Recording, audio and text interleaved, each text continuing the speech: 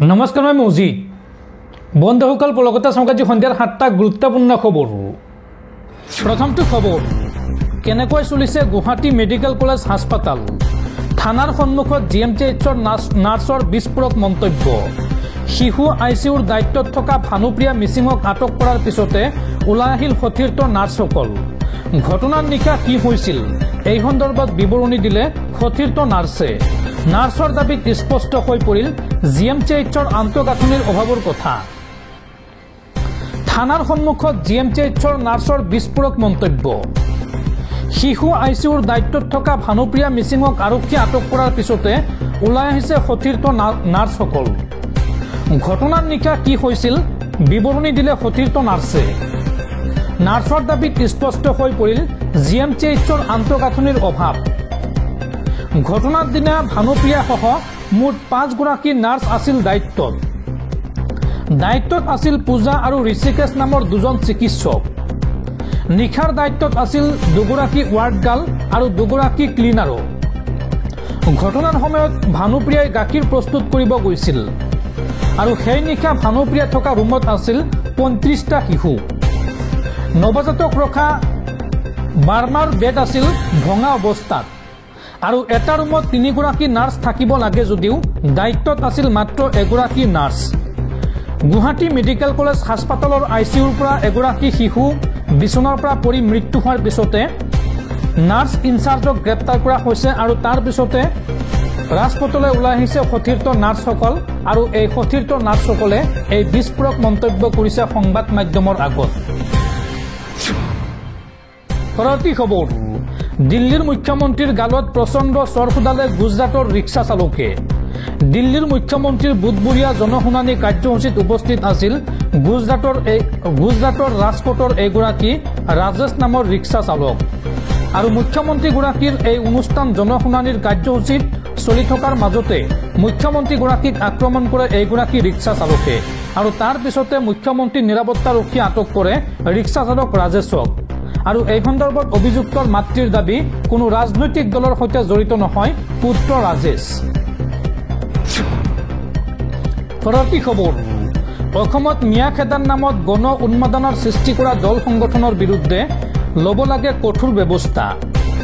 আৰু অসমত এছআইআৰৰ কোনো প্ৰয়োজন নাই এনআৰচি হৈ যোৱাৰ পিছত কি প্ৰয়োজন আছে এছআইআৰৰ এই সন্দৰ্ভত ৰাজ্যৰ গৃহ সচিব আৰু ভাৰতৰ নিৰ্বাচন আয়োগক স্মাৰক পত্ৰ প্ৰদান সদৌ অসম সংখ্যালঘু ছাত্ৰ সন্থা চমুকৈ আমচুৰ গৃহ সচিব আৰু ভাৰতৰ নিৰ্বাচন আয়োগক স্মাৰক পত্ৰ দাখিল আমচুৰ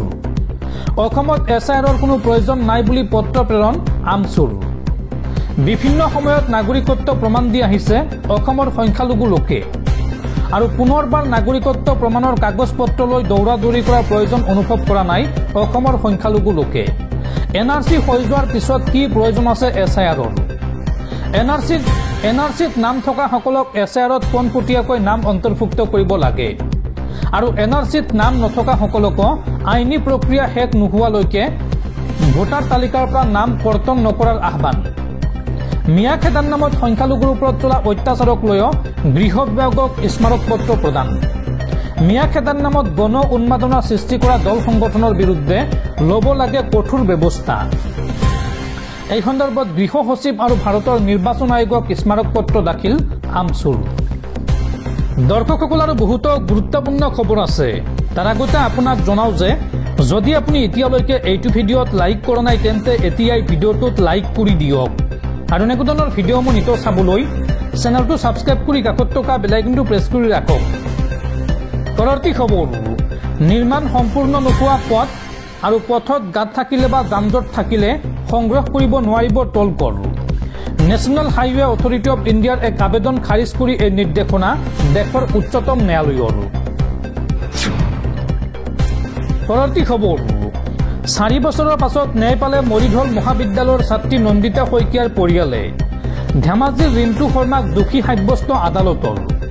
আৰু বৃহস্পতিবাৰে আদালতে ধাৰ্য কৰিব শাস্তি ঘোষণা কৰিব আদালতে বৃহস্পতিবাৰে উল্লেখযোগ্য যে 2021 চনৰ 25 আগষ্টত ৰিণ্টু শৰ্মাই দিন দুপৰতে দাঁৰে উপৰ্যপৰি আক্ৰমণ কৰিছিল নন্দিতা শইকীয়া সহপাঠী কস্মিনা দত্তৰ লগতে পিতৃ দেৱ দত্তক পৰৱৰ্তী খবৰ বাংলাদেশৰ পৰা আহিছে চিতু বৰুৱা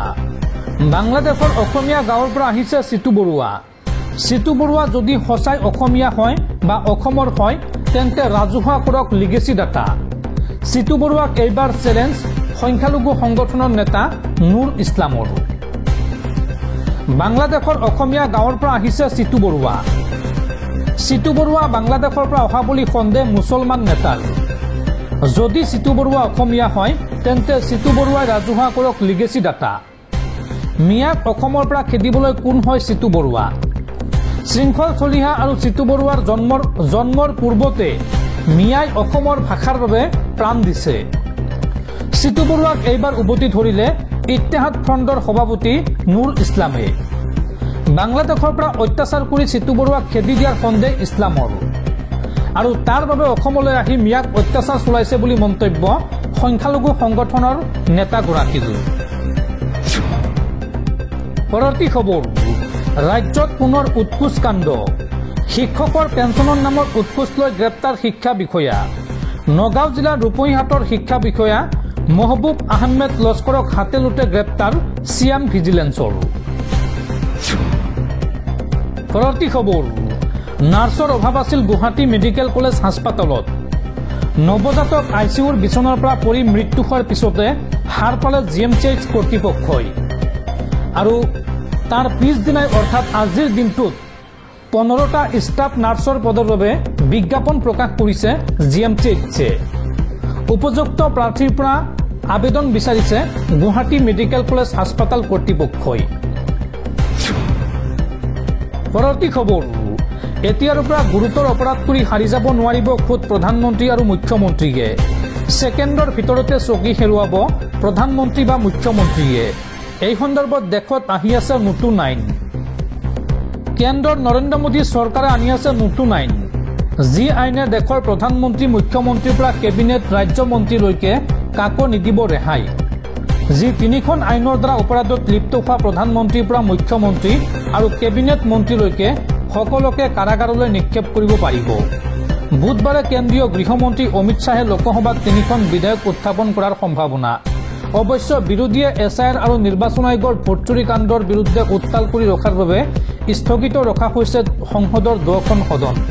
যাৰ ফলত এই প্ৰতিবেদন প্ৰস্তুত কৰা সময়লৈকে লোকসভাত উত্থাপন কৰা হোৱা নাই এই বিধেয়ক তিনিখন কেন্দ্ৰীয় গৃহমন্ত্ৰী অমিত শ্বাহে উত্থাপন কৰিবলগীয়া এই বিধেয়ক তিনিখনৰ দ্বাৰাই